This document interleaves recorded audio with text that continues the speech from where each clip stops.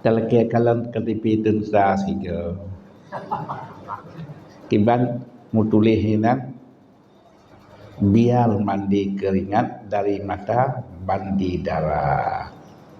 Menyemna ikut latihan begot bah mandi keringat menyemhana god tak ikut latihan payah mandi darah. Ya. Menyemna dengan tabiatnya bal heboh ilmu pun sebab god tak buat bah behe ke dihino daripada jih berat tak tengok.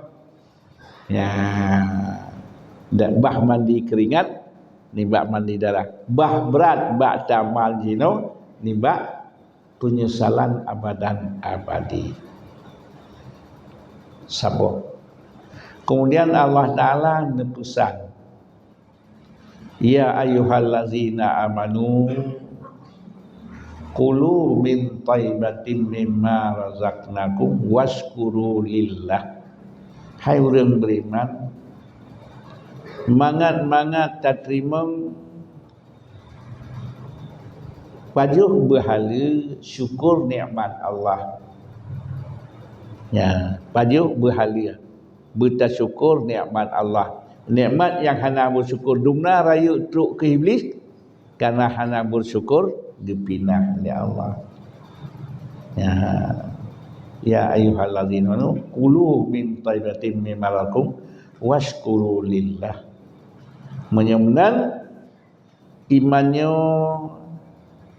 lagi cicimpa dengan dua buah sayap.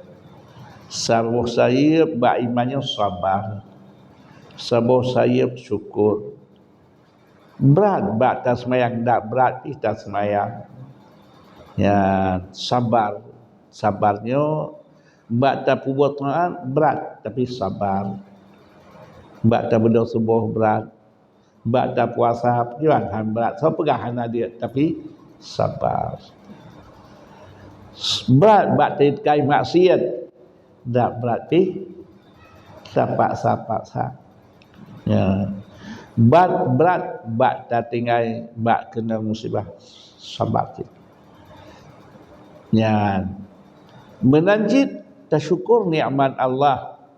Entah terpegah bunuh buh jino nyai tiotai ke liapui matanya duna. Jon jino duna rayu nikmat Allah.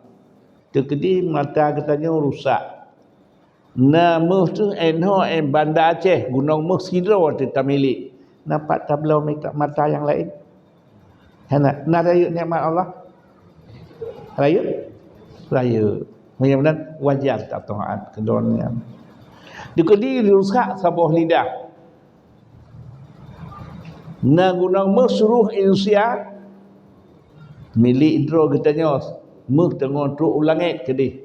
Rusak lidahnya. Nampak tablau? Nak rayu nikmat Allah. Rayu. Mudah-mudahan tak syukuri. Yang faedah tabut. Yang merayu tak taat nikmat Allah. Rujuk ke katanya manusia. Ya, kiban bunuh antara lain dengan naujian jiat tak pula padi sahu pajuh ngetanya dengan naujian timah naliung di pajuh di lumah di kebe kameng awak jangan sahu pajuh ngetanya engkau dalau jaduk le sahu pajuh kaya langli tu bab minyak dalam tanah segala pemilik keritanya manusia. Tapi bila taat tu jih di syurga. Bila maksiat tu jih ban ganjaran cukup berat. Ya, mudah-mudahan kun Sayyidina Ali al-ilmu yahrusuka wal malu yahrusu. Ilmu jih jaga katanya. Hatta katanya jaga jih. Ijit heboh ilmu yang fardu ainnya selalu dapat terpegat jamaah buat selalu nadi melasah, nadi masjid, nadi kecamatan. Ya, alhamdulillah. Terima kasih.